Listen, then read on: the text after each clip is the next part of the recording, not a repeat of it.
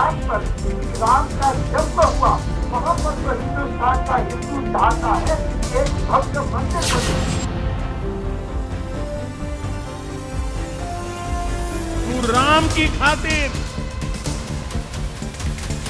आंख बंद करके सिर्फ और सिर्फ भारत की न्याय प्रणाली के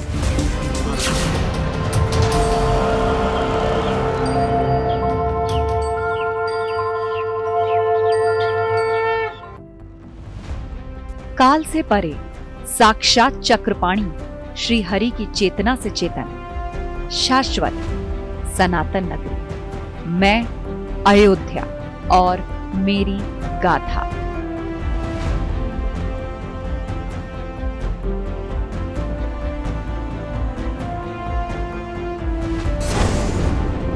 अब तक के 3 अध्याय में मैंने त्रेता में श्री राम के प्रादुर्भाव से लेकर अपने स्वर्ण काल, फिर कालांतर में जनमानस में विस्मरण, राजा विक्रमादित्य द्वारा पुनर्स्मरण, फिर विध्वंस और फिर सदियों के संघर्ष तक की गाथा आपको सुनाई और यत् संभव प्रति चित्रावलियों से दिखाई भी कि कैसे और कब कब मेरा अभ्युदय काल आया और कैसे बाबर के बर्बर सैन्य ने अवसान की कालिमा मुझ पर थोपी, कैसे 500 वर्ष लंबे संघर्ष के दौरान आजाद भारत में मेरा आंगन राम भक्तों के रक्त से रंजित हुआ। अब गाथा उसके आगे की जो शुरू होती है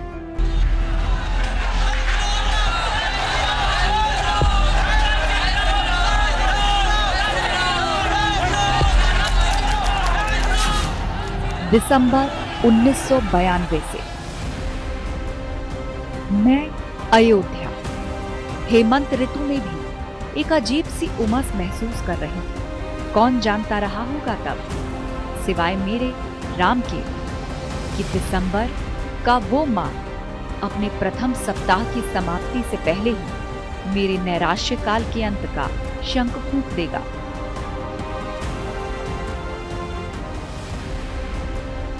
मैं अब तक स्वयं इस बात से अनजान थी कि मेरे राम के भक्त आगे क्या करने वाले हैं, क्योंकि ठीक 2 महीने पहले अक्टूबर में मेरे राम भक्तों के शरीर से निकले लहू के निशान अब तक मिटे नहीं थे। अभी तो मेरे राम भक्तों की चिताएं भी ठंडी नहीं पड़ी थी।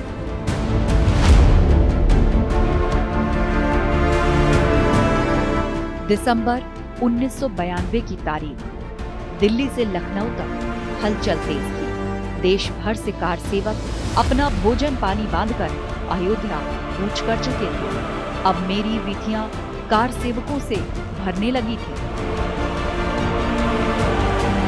3 दिसंबर तक हम लोग को निर्देश था कि आप रेलवे स्टेशन, बस स्टैंड जाके देखिए कि क्या कार सेवक आ रहे हैं या नहीं आ रहे। 3 दिसंबर की रात तक मुझे लगता है कि 400 से 500 कार सेवक ही अयोध्या की धरती पर रहे होंगे। वीएचपी ने मंदिर मसले पर आर पार की लड़ाई का फैसला कर लिया था, लिहाजा तत्कालीन नरसिम्हा राव सरकार भी सावधान की मुद्रा में आ गई थी। 700 किलोमीटर दूर देश की राजधानी पर भी मेरी दृष्टि लगी थी। 4 दिसंबर का वो दिन था जब दिल्ली में पीवी नरसिंह राव और संघ प्रमुख रज्जू भैया के बीच एक बैठक हुई। नरसिम्हा राव लगातार इस कोशिशों में लगे हुए थे। वो सिर्फ उनसे ही नहीं, बहुत संतों से मिले और उन्होंने कोशिश करी कि कोई बीच का रास्ता निकल जाए, क्योंकि ये अंदोशा सबको हो गया था कि वहाँ जिस तरह से कार सेवकों का जमावड़ा हो रहा है कि वहाँ कुछ भी हो सकता है। और उसी क्रम में वो संघ प्रमुख और सबसे मिले। उन्होंने सेना को सतर्क पे रखा था, अलर्ट मोड पे रखा था, लेकिन हुई है वही जो राम रखी राचा। द्वंद्व अब तेज हो चला था। एक पक्ष राम भक्ति के सैलाब से ओतप्रोत, तो दूसरा भयाक्रांत और वक्त के वार के आगे लाचार। मैं अयोध्या सदियों की प्रतीक्षा समाप्त होने की आहट महसूस कर रही थी, जैसे इतिहास बदलने वाला हो। तभी 5 दिसंबर 1992 को लखनऊ में एक बड़ी सभा हुई और तब अटल बिहारी वाजपेयी के एक भाषण से मुझे आने वाले कल का कुछ संकेत मिल रहा था। 5 दिसंबर की रात को मैं अयोध्या, अपने आंगन के ही एक भाग, हनुमान बाग में एक बैठक की गवाह बनी। ये बैठक अगली सुबह की निर्धारक बैठक थी। 5 दिसंबर को एक बहुत ही महत्वपूर्ण मीटिंग हुई जिसकी जानकारी बहुत से लोगों को नहीं है, और मैं इतने दिनों से टीवी भी देख रहा हूँ, मीडिया भी देख रहा हूँ, लोगों के बयान भी देखता हूँ, लेकिन कहीं भी उस मीटिंग का जिक्र होता नहीं है। एक हनुमान बाग जगह है जानकी मठ ट्रस्ट के आगे, हनुमान जी का बड़ा सिद्ध मंदिर है वहाँ पे। उसी के हाल में कुछ ऐसी सूचनाएं वहाँ से लीक हुई। मैं भी संजोग से मैं वहाँ के महंत जी की कोठरी में जाके बैठ गया। अच्छा, चुपचाप बैठ गया मैं इस जानकारी करने के लिए इस मीटिंग में हो क्या रहा है। आज की रात मेरे आंगन में विवादित ढांचे की अंतिम रात हो सकती थी। यह आशंका दिल्ली को भी थी और मेरे आंगन में मौजूद राम भक्तों को भी सुबह का इंतजार था। संभवतः ये वो सुबह हो जिसकी प्रतीक्षा मैं 500 साल से कर रही थी। 4 की सुबह का कहिए 10 बजे के बाद लोग आना शुरू हुए, और 5 तारीख की सुबह 8 बजे तक पूरी अयोध्या भर गई। पूरी अयोध्या कारसेवक ही कारसेवक दिखाई पड़ते थे। 1992 सुबह 7 बजे।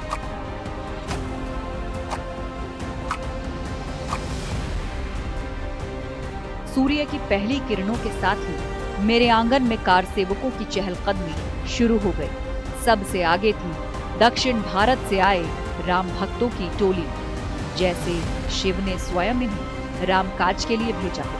फिर महाराष्ट्र, गुजरात, राजस्थान और ना जाने कितने रंगरूप भाषाओं का संगम, लेकिन सबकी जिह्वा पर नारा एक ही था, जय श्री राम। साउथ के लोग, महाराष्ट्र के लोग, पूरे बाल पे जो है पीछे जैसे राम लिखा जाता है ना, जैसे आप किसी के पेपर पे राम लिख दीजिए तो काले बालों के बीच में चाकू से राम राम लिखे हुए कम से कम 10,000 नौजवान थे।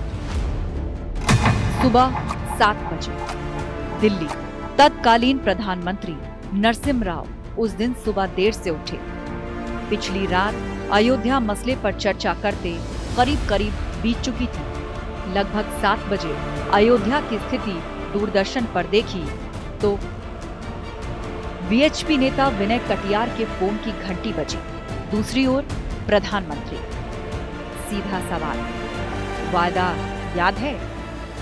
कटियार का उत्तर, बिल्कुल। कार सेवा प्रतीकात्मक ही होगी। लेकिन करीब 2 लाख के आसपास कार सेवकों की भीड़ देखकर दिल्ली दरबार में बैठे बड़े बड़े पंडित वीएचपी के प्लान को समझने में हुई गलती का एहसास कर चुके थे। राम भक्तों का हुजूम अपने साथियों का बलिदान व्यर्थ जाने देने के मूड में नहीं था।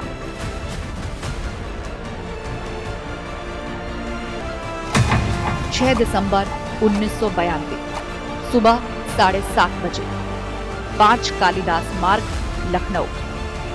मुख्यमंत्री कल्याण सिंह बेहद बेचैन नजर आ रहे थे। तभी तत्कालीन सूचना निदेशक अनिल स्वरूप की कमरे में एंट्री होती है और वो खबर देते हैं कि अयोध्या में सब कुछ ठीक चल रहा है। 2 सियासी केंद्रों का अपना अपना नजरिया।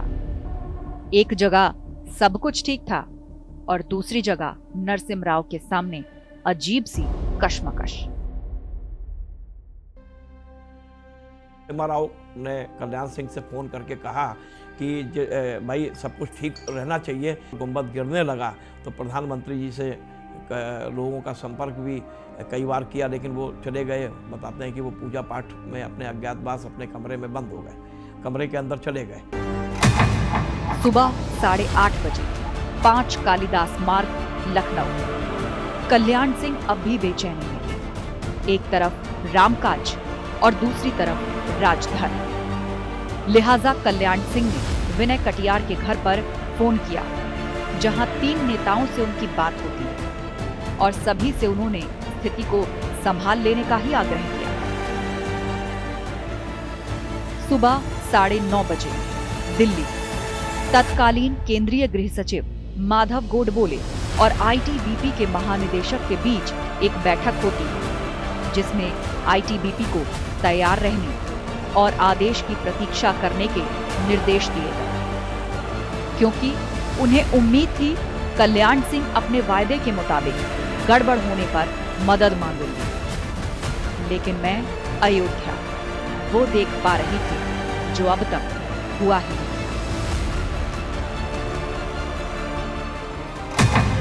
6 दिसंबर 1992 सुबह 10 बजे सूर्यवंशियों की राजधानी रही मैं अयोध्या चढ़ते दिन के साथ सूर्य के बढ़ते ताप को महसूस कर पा रही थी। धीरे धीरे विवादित ढांचे के आसपास कार सेवकों की टोलियां मंडराने लगी। 10, 100, 1000, लाख और फिर अनगिनत। अयोध्या पूरी छावनी में तब्दील थी। चप्पे चप्पे पे अर्धसैनिक और पुलिस बल तैनात थे। 10:30 पौने 11 बजे करीब गुंबद के पीछे से पहले एक लड़का चढ़ा, फिर 2 चढ़ा, फिर 3 चढ़ा। उसके बाद तो एकदम हुजूम गुंबद के ऊपर आ गया और गुंबद तोड़ने लगा। अलग अलग टोलियों में कार सेवक जनसभा वाली जगह पर घूम रहे थे। कुछ विवादित ढांचे के पास लगी कटीली तारों के पास थे। तभी आरएसएस के कुछ अनुशासित कार्यकर्ताओं ने कार सेवकों की टोली को नियंत्रित करने और विवादित ढांचे से दूर रखने की कोशिश की, लेकिन तब तक तमाम कार सेवक विवादित परिसर के अंदर और गुंबदों पर चढ़कर बैठ चुके थे और तोड़फोड़ की शुरुआत हो चुकी थी। कि कौन कौन मतलब के बलिदान जत्थे में रहेगा, तो मैंने हाथ ऊंचा करके मैंने बोला मैं रहूँगा। पूरे देश से मतलब 500 जने का जत्था बनाया गया था। उसके अंदर से मुझे बिलई और एक छोटा घन दिया गया था। उसके अंदर किसी को मालूम नहीं कि क्या करना है। ये सारी घटना हो गई। सुबह 11 बजे कार सेवा स्थल अयोध्या। सुबह करीब 11 बजे तक विवादित ढांचे के आसपास पीएसी और पुलिस के जवान मौजूद थे। तभी जिला मजिस्ट्रेट और पुलिस कप्तान ने बाबरी मस्जिद के बाहर का दौरा किया। फिर धीरे धीरे पूरा इलाका कार सेवकों के कब्जे में आ गया। ठठ के ठठ कार सेवकों के बीच सुरक्षा बलों के जवान कहीं नहीं दिखाई दे रहे थे। चढ़ना लोग शुरू किए, तब तक इधर से फोर्स जो है फोर्स ढकेल नहीं सकती थी, फायरिंग तो कर नहीं सकती, क्योंकि वो तो पुलिस के ऊपर वार कर नहीं रहे थे। पुलिस के ऊपर तो कोई वार नहीं किया उन्होंने। मुझे आज भी याद है कि लास्ट बटालियन जो है महिला बटालियन थी रैपिड एक्शन फोर्स की। बीजेपी और आरएसएस के नेताओं की टोली जैसे ही कार सेवा स्थल पर पहुंची, मेरा आंगन जय श्री राम के नारों से गूंज उठा। लाल कृष्ण आडवाणी, उमा भारती, अशोक सिंघल, महंत अवैधनाथ और बाबा रामचंद्र परमहंस जैसे सभी प्रमुख चेहरे मौजूद थे। कई भाषणों के बाद जैसे ही बाबा रामचंद्र दास परमहंस ने माइक संभाला, ठीक तभी मैं अयोध्या वो होते देख रही थी जिसकी प्रतीक्षा 5 शताब्दियों से अहर्निश करती आ रही थी। महंत श्री अवैधनाथ जी थे, जिनकी भाषा बहुत ही अच्छी थी, बहुत ही सही संयमित तरीके से उन्होंने अपनी बातों कहा। और परमहंस जी ने तो हनुमान का रूप, मुझे लगता है कि उस दिन वो हनुमान के रूप में आ गए थे। उन्होंने सबको बजरंगी ही कहना शुरू कर दिया। और जब आप बजरंगी कहेंगे तो बजरंग बली आ जाएंगे किसी के शरीर में अपने आप जो है, तो फिर क्या होगा। सुबह करीब 11:20 पर राम भक्तों के रक्त और प्राचीन रामालय के मलबे के मिश्रण से बनी मस्जिद का पहला गुंबद गिरा। रेलिंग और बाड़ उखाड़े जा चुके थे।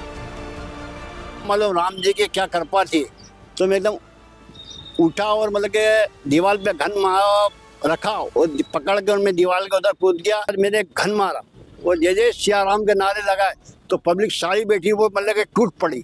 तो उनने बैरिकेड हला कर तोड़ते हुए मैंने उसको वही उसके उपयोग से नीचे से मतलब खोदने लगी। दोपहर 12 बजे अयोध्या।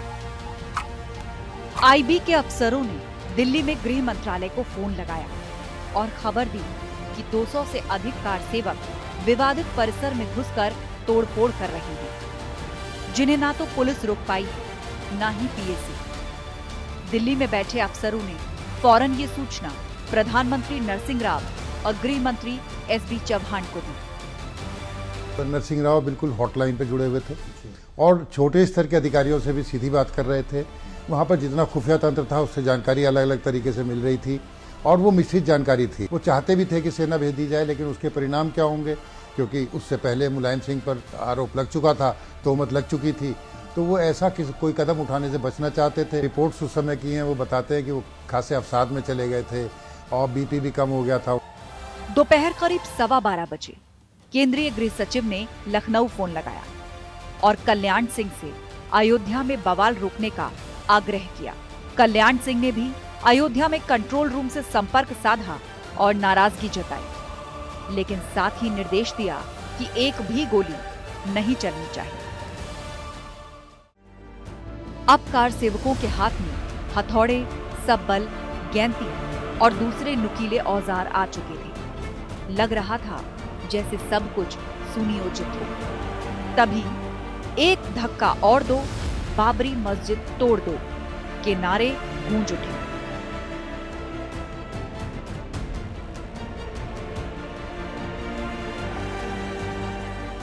दोपहर 12 बजे से 1:30 बजे के बीच दिल्ली से लखनऊ फोन पर फोन होते रहे, वार्ता चलती रही। इधर मैं अयोध्या देख रही कैसे राम जन्म स्थल पर मुझे चढ़ाती बाबर की मस्जिद आधी जमींदोज हो चुकी थी।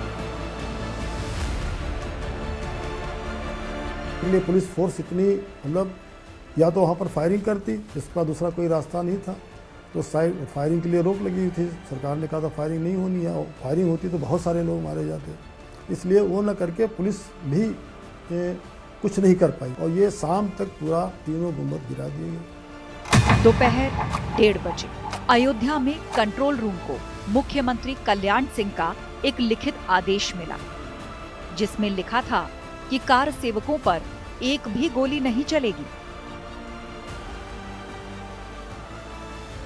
जबकि दूसरी तरफ फैजाबाद के डोगरा रेजिमेंट सेंटर से आईटीबीपी की 3 टुकड़ियां विवादित परिसर की ओर कूच कर गई थी। उन्हें इस बात का कतई अंदाजा नहीं था कि सेंटर से विवादित परिसर की 7 किलोमीटर की दूरी का एक मीटर उनके लिए एक मील हो जाएगा। पैरामिलिट्री फोर्सेस के पहले से ही जमावड़ा था बहुत बड़ा, और जो सिर्फ 10 मिनट के अंदर वहां पहुंच सकता था। और इधर कल्याण सिंह ने पीएसी को गोली चालन का आदेश नहीं दिया, तो सीआरपीएफ के वो जवान और पीएसी के वो जवान जो हम पे गोलियां चलाने आए थे, वो वहां जूते उतार के अगरबत्तियां लगा रहे थे, आरती कर रहे थे और भगवान राम को मत्था टेक रहे थे कि ये सीआरपीएफ और पीएसी भी भगवान की ही भक्त है। थोड़ी ही देर बाद स्थानीय अफसरों ने लिखित आदेश देकर आईटीबीपी की तीनों बटालियंस को वापस भेज दिया। इस बीच कार सेवकों ने दूसरा गुंबद भी गिरा दिया और मैं अयोध्या ये सब होते देख रही थी। मैंने उनको कहा कि बाबा इतनी भीड़ आ चुकी है अयोध्या में, तो वो सब हमारे कार्यकर्ता नहीं लग रहे, वो कार सेवक लग रहे हैं और वो ढांचे तक पहुंचेंगे जरूर। तो वो मुझे बोले इतना पुराना ढांचा और इतना बड़ा ढांचा कैसे टूटेगा। वो बाद में मुझे रात में 8 बजे बोल रहे थे, वो दूसरे दिन रात को 8 बजे वो ढांचा गायब था। सचमुच ढांचे की एक ईंट उठा के लोग ले गए। शाम 4:30 बजे शाम 4:30 बजे के आसपास विवादित इमारत का मुख्य गुंबद भी गिर गया।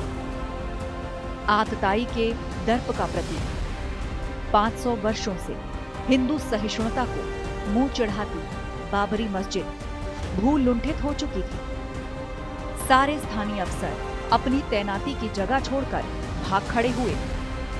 राम कथा कुंज में सिर्फ कुछ साधु संत थे, कार सेवक भी लौट रहे थे। कुछ ही देर में पूरा परिसर निर्जन हो गया। प्रशासन पूरी तरह असहाय हो गया था, सरकार असहाय खड़ी थी और विवादित ढांचा पूरी तरह ढाया जाने लगा। शाम तक ये पूरा ढांचा लगभग ध्वस्त हो गया था। शाम 5 बजे दिल्ली आईबी के जरिए पीएम तक सूचना पहुंची कि बाबरी विध्वंस हो चुका है। बताया जाता है कि इसके बाद प्रधानमंत्री अपने पूजा कक्ष में चले गए। कैसे कार सेवक राघव के रणंजय बन गए और माधव के धनंजय बन गए।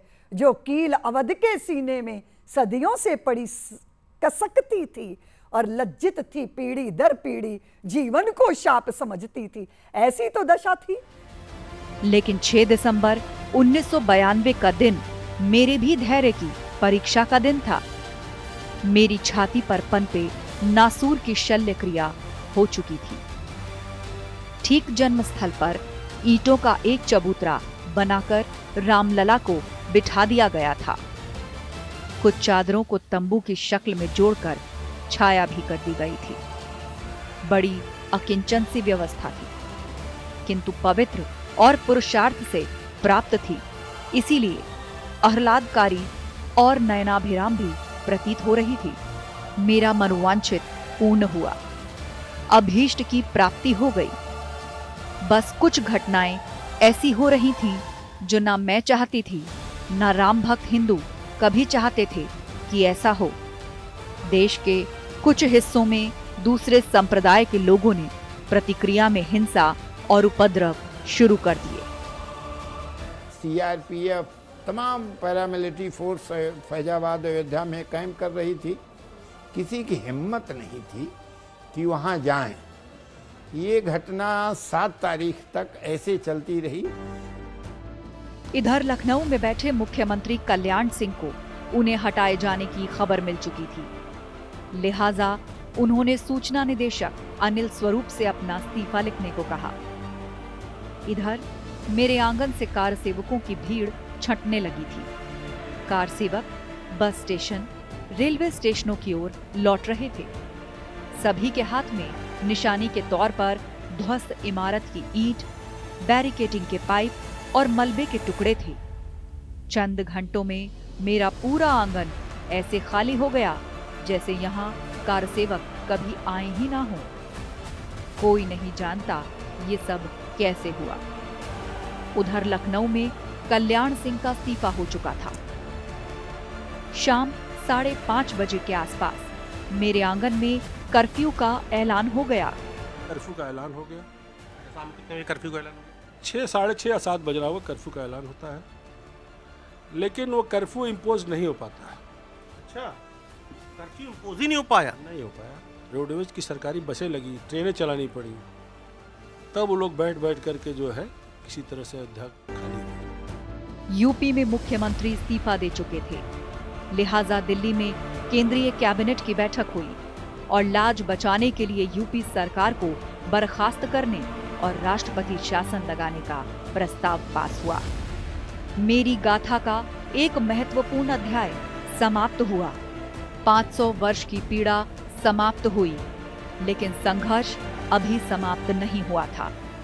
ये भारतीय लोकतंत्र की विशिष्टता ही कही जाएगी कि यहाँ एक आतताई के जुल्म के प्रतीक का समर्थन करने वाले भी न केवल समान बल्कि थोड़े विशेष अधिकारों के साथ पुष्पित पल्लवित होते हैं और उनके विचारों अधिकारों का भी सम्यक सम्मान और सुनवाई भी होती है। इस लोकतांत्रिक वैशिष्ट्य और सदाशय नीति का परिणाम ये हुआ कि जो शब्द मेरी छाती के नासूर के लिए अब तक प्रयुक्त होता आया था, विवादित ढांचा, उसमें से सिर्फ ढांचा बाहर हो पाया।